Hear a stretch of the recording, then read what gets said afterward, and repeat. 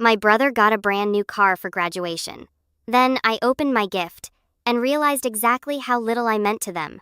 So I walked away without looking back. Hey, this has been weighing on me for a while, and I think it's time to get it off my chest. The whole situation with my family was beyond frustrating, but I never expected it would end up like this. I'm still kind of in shock, honestly, so sit back because this is going to be one of those you won't believe it stories. First, a little bit about me. My name's Oliver, and I'm the older sibling. Growing up, I always felt like the one who had to do the heavy lifting in our family while my younger brother Liam got away with everything. I'm 26 now, working a regular 9-to-5 job, and I'm still figuring things out, but I've always been the reliable one. I don't mind it, honestly. I was taught that hard work pays off, even if it's a slow burn. Liam, on the other hand, is 22, and let's just say he's never been a fan of hard work. If there's one thing Liam knows how to do, it's how to manipulate situations in his favor, and somehow he's always managed to get everything handed to him on a silver platter. Whether it's new gadgets, designer clothes, or trips, our parents were always quick to give him what he wanted. Meanwhile, I was left to do the boring stuff. Things like taking care of the house, running errands, and doing all the work that they didn't feel like dealing with. Our parents, Dad and Mom, were strict when it came to me. They always told me I had to earn my place and that life wasn't going to be easy. It was their favorite line, honestly. I never really understood why they treated me differently than Liam. They'd always say they wanted me to be responsible and level-headed, which fine, I get that, but it was always on their terms. If they needed something done, it was me they'd turn to. If there was a big decision to be made, I had to take the lead, but when it came to Liam, he was treated like some kind of prince. No matter what he did, it was always like he could do no wrong. This dynamic was something I learned to deal with over the years. Sure, I didn't get all the flashy things, but I had something they didn't: independence. I had a job at 16. I worked my way through school, and I've always managed to keep things together. But Liam, he never lifted a finger. It drove me crazy seeing how they'd bend over backward for him, but things really started to hit the fan around his graduation. It was a big deal for our parents. They made it out to be some kind of grand achievement. Liam had barely passed his classes. I mean, he scraped by. He never put in the effort, but they were so proud of him. And what did I get? Well, you'll find out. The day of the graduation celebration, we had a small gathering. Nothing extravagant, but they sure made it sound like the world was watching. They had a cake with his name on it, balloons everywhere, and all sorts of decorations. It was as if this was the most important day of the year, and for them, I guess it was. I don't want to sound bitter, but it's hard not to when you've been in my position. It was like they were so focused on Liam that they didn't even consider the things I'd done. I kept things running smoothly around the house. I helped pay bills when Dad's job didn't cover everything. I dealt with the grocery shopping, the laundry, and all the other stuff that comes with keeping a household together. And then came the presents. Liam had gotten his shiny new car, a present our parents had barely been able to afford. In fact, I later found out they had taken out a loan to cover the cost. I wasn't angry about the car itself, but the fact that they couldn't afford it yet, they still went ahead and bought it for him. Well, that part stung, especially when they barely acknowledged the sacrifices I'd made. Then it was my turn. I tried to push the feelings aside. I didn't want to be that guy, the one who complains just because he doesn't get a shiny gift. But what I got was, to put it lightly, a slap in the face. I sat down on the couch waiting for my turn, trying to hide the anxiety bubbling up inside me. It was like I already knew what was coming. Mom smiled at me, but it wasn't the warm, loving smile I was used to. It felt different, almost condescending in a way. "Oliver," she said, her voice soft, almost too sweet. "We know you're so responsible, and we just wanted to make sure you have what you need for your future. We thought this would be practical." I tried to smile back, trying to mask the frustration building inside me. I didn't want to seem ungrateful, but I was already bracing myself for disappointment. I had to keep it together. Dad handed me a small box. It felt light, and when I opened it, I wasn't prepared for what I saw inside the box. It was a stack of household cleaning supplies, paper towels, sponges, dish soap, and the like. My heart sank. There were no words. No words from me, at least. I stared at the contents for a few seconds, my mind trying to process it. "Mom, Dad," I started, but my voice faltered. "What is this?" Dad chuckled, slapping his knee. "Well, Oliver, now you can be even more useful around the house. You've always been so responsible, and this is just another way to show how much you contribute." I blinked, trying to understand. Was this a joke? Liam, sitting next to me, was grinning ear to ear. He looked at me with this smug, almost mocking expression. Yeah, Ollie. Now you can keep things nice and clean. You always seem to be the one doing the chores anyway. My stomach churned. I knew this was going to be bad, but I didn't expect it to sting this much. They were giving my brother a brand new car. A car and me cleaning supplies. I swallowed hard, but my throat felt tight like I was choking on something I couldn't quite name. I stood up, not wanting to sit there any longer, not wanting to look at the pile of cleaning supplies in front of me. I'm going to head out for a bit, I said, my voice cold. I need some air. Without waiting for a response, I grabbed my jacket, packed a bag, and left the house. I didn't know what I was hoping for, but I didn't want to be there anymore. I could hear my parents calling after me, but I didn't look back. I don't know how long I walked that night, but it felt like hours. I just kept putting one foot in front of the other, not really caring where I was going. It wasn't until I reached a small bench near the park that I finally stopped to sit down, my mind racing. I should have been furious, and I was, but I was also tired. Tired of always being the responsible one. Tired of being the one to do everything right, only to get ignored or dismissed. I took out my phone, scrolling through a few messages from friends, trying to distract myself from the mess that had just happened. I didn't even want to go back home, but where else could I go? The house was all I had, even though it felt more like a prison than a place of comfort. I finally decided to call a cab to take me to a friend's place, just to get some space. When I got there, I told my friend Jake everything that happened. Jake listened quietly, but I could see the frustration in his eyes. He knew what I'd been going through with my family. You don't deserve that, Oliver, Jake said. You've been busting your ass for years, and they just keep using you. You're not a damn maid. I let out a sigh, feeling the weight of the past few years hit me all over again. I don't know what to do anymore. I've given everything to them, and Liam, he doesn't appreciate anything. He's spoiled, and it's like they think he can do no wrong. Jake was quiet for a moment, and then he said something I hadn't really thought about. Why don't you leave for real? Go get a job. Start over somewhere else. You don't need them, man. You've got this. It hit me like a ton of bricks. He was right. I didn't have to stick around. I didn't have to keep being their backup plan, the one they turned to when they needed help. It was hard to imagine leaving everything behind, but in that moment, it felt like it might be the only way to break free. I spent the night at Jake's, and when I woke up, I knew what I had to do. It wasn't just about the gift anymore. It was about my entire life. About the way my parents treated me compared to Liam. So I packed a bag, grabbed what I needed, and went to my parents' house to let them know I was leaving. They weren't home at the time, which only made the whole situation feel even more like I was walking away from a chapter one could never go back to. When they got back, it didn't take long for them to realize something was off. I was halfway through the process of packing up my things when I heard their car pull into the driveway. My heart skipped a beat as the front door creaked open. Oliver? My mom's voice echoed down the hallway, sounding surprised. Where are you going? I walked into the living room holding my bag. I'm leaving, Mom. What? Her voice faltered. Where are you going? You can't just leave like this. I kept my tone steady, but I could feel the tension building.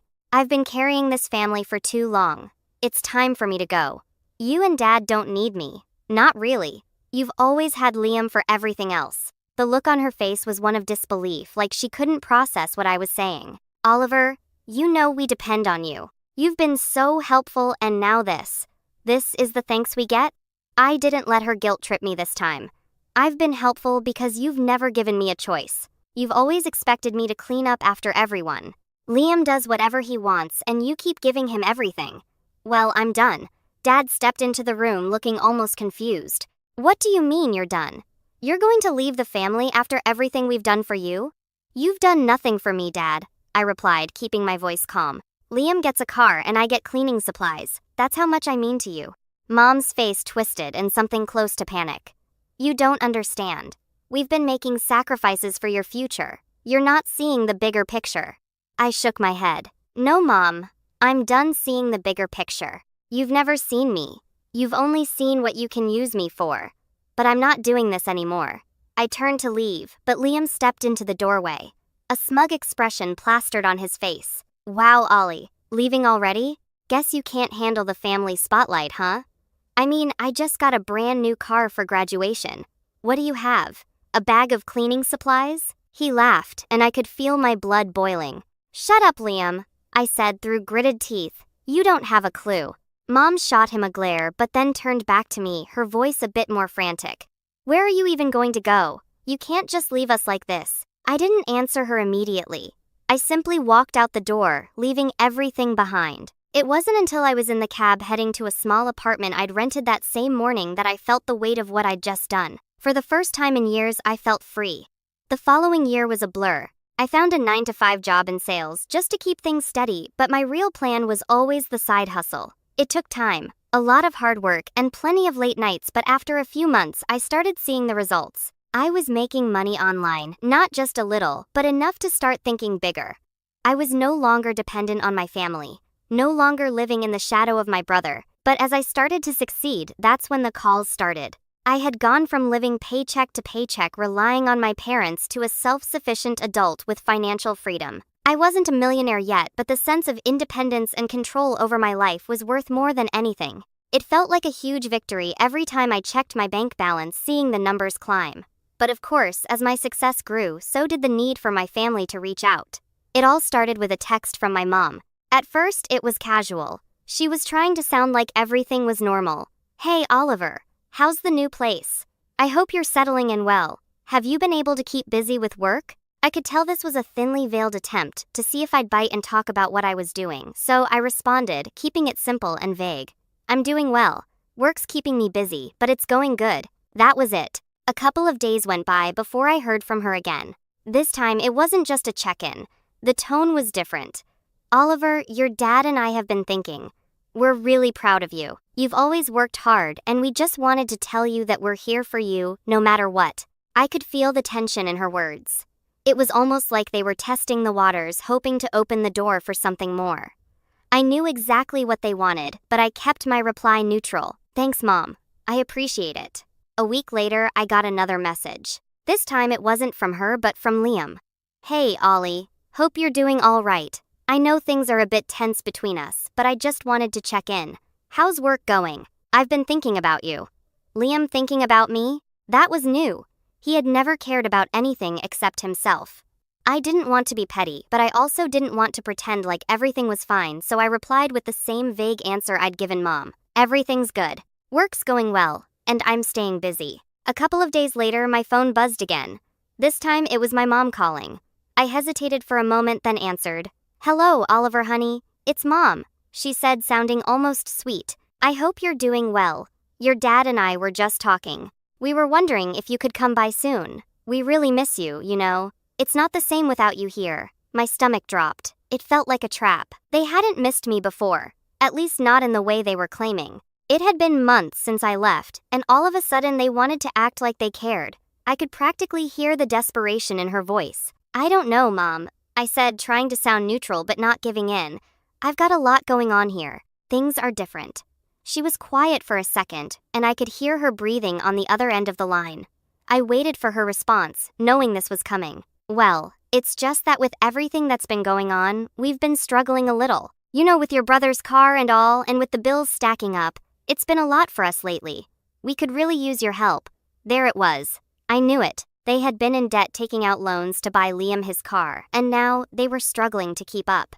They hadn't thought of how they would manage long-term, and suddenly they were remembering I existed. But it wasn't because they were concerned about me.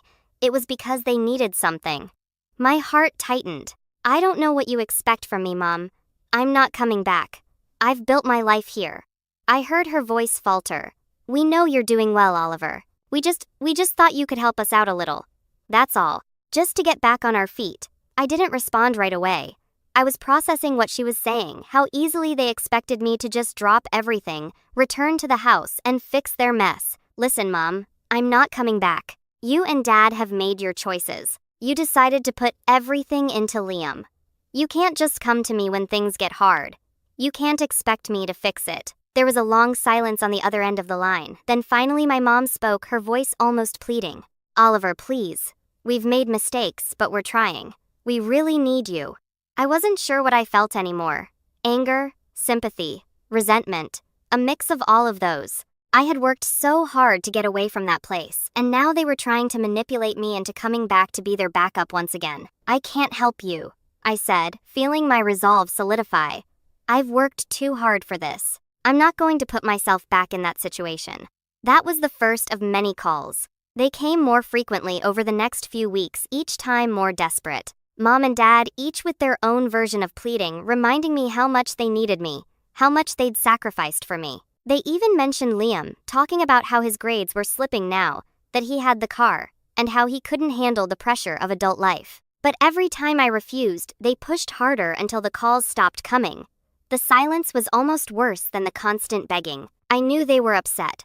I knew they were angry, but that didn't stop me from living my life. Then one day I got a message from Liam. This time it was different. It wasn't just about checking in or saying he missed me. It was a cry for help.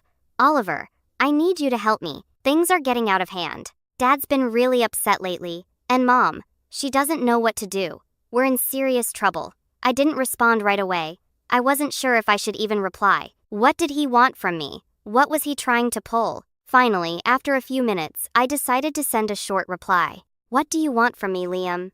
His response came quickly, and the urgency in his words was clear. I'm serious, Ollie. We're in debt. We can't handle the car payments. I don't know who else to turn to. I could feel my heart sink. This wasn't just about them anymore. This was about a family falling apart, and Liam, the one who'd been handed everything on a silver platter, was finally realizing how bad things had gotten.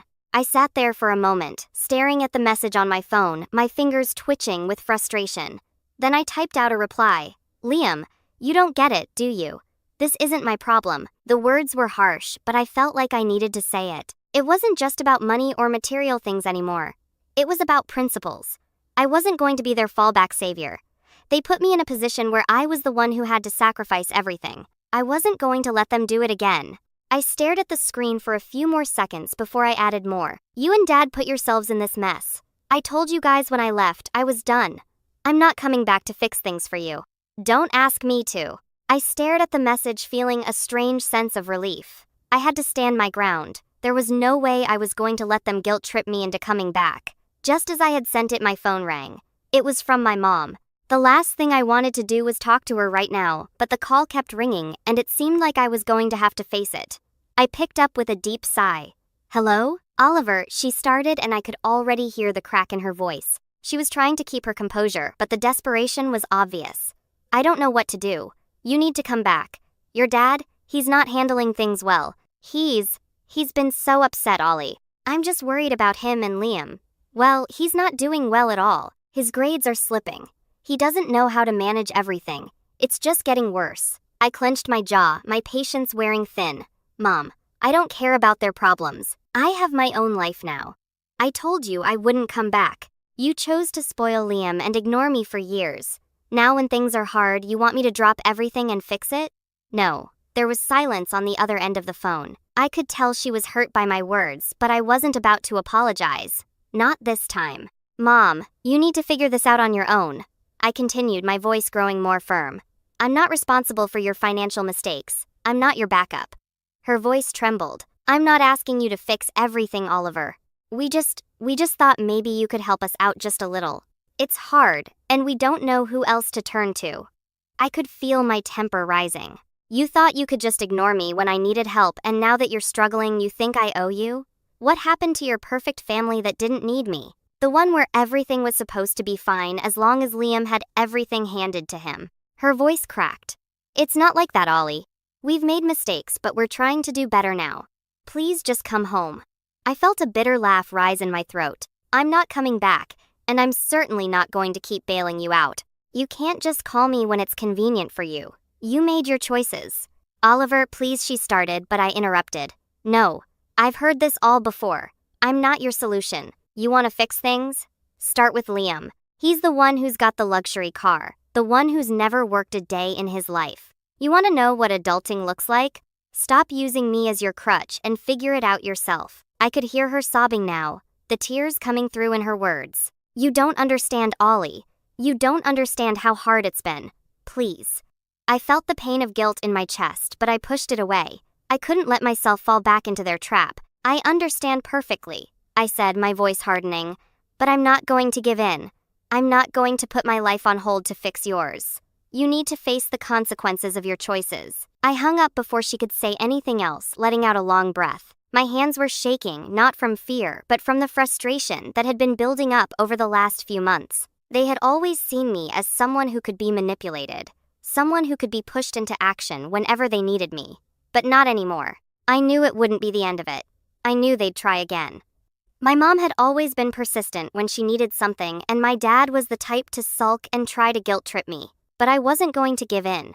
I had worked too hard to get to where I was, and I wasn't going to let them drag me back into that life. About a week later, as I was getting ready to leave work, I saw a notification pop up on my phone. It was from my dad. "We've been talking, and we've made some changes. We're sorry for how things have been. Your mom and we just want to help you. We miss you and we need you. Please, Oliver, come home. Let's fix things. We'll work together." I stared at the message, my heart hammering in my chest. I wasn't sure what to feel. A part of me wanted to be angry, but the other part of me wondered if they truly meant it. I didn't respond right away. Instead, I sat there in my apartment replaying everything in my mind. The way they had treated me, how they had never shown a fraction of this supposed love when I needed it. Now, after everything, they were suddenly begging for my help.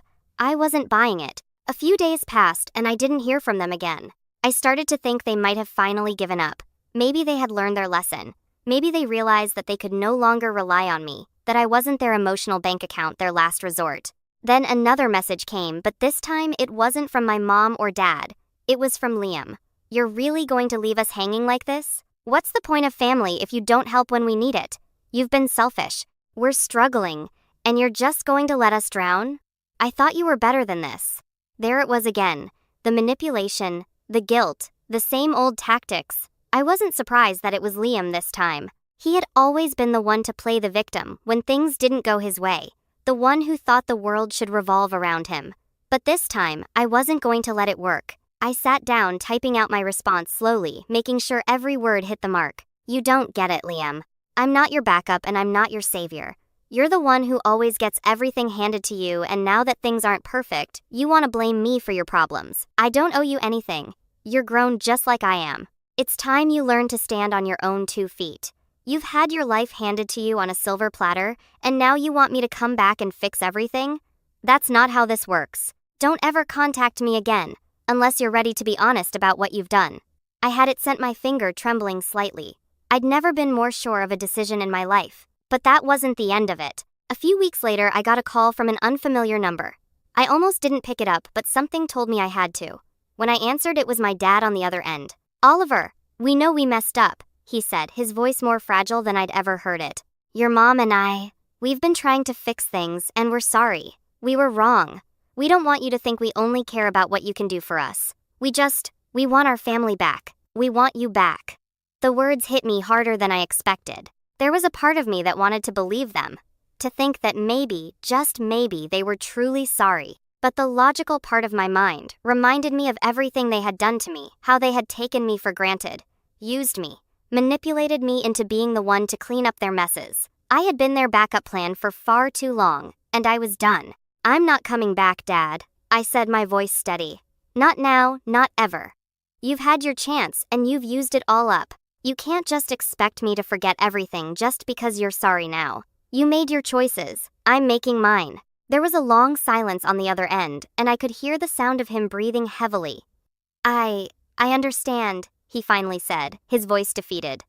"But please just know we're here if you ever change your mind." I hung up the phone and sat there in the quiet of my apartment, feeling a strange sense of relief. For the first time in my life, I felt like I was truly free. It's been a year now since that last conversation. My parents have tried to contact me a few times, but I've stayed firm. I'm not going to let them back into my life, and I'm not going to feel guilty about it. Over the past year, I've been building something for myself, something that will ensure I never have to rely on anyone again. My income is growing steadily, and in a few more months, I'll be at the point where I can truly call myself financially independent. And to be honest, a part of me knows that when they find out I've gotten to that point, they'll come knocking again. But this time, I won't be there. So Reddit, what do you think? Am I wrong for refusing to help them? I'm honestly torn between feeling like I did the right thing and feeling guilty about leaving them behind. It's hard because they're family, but after everything, I just don't know if I can forgive them.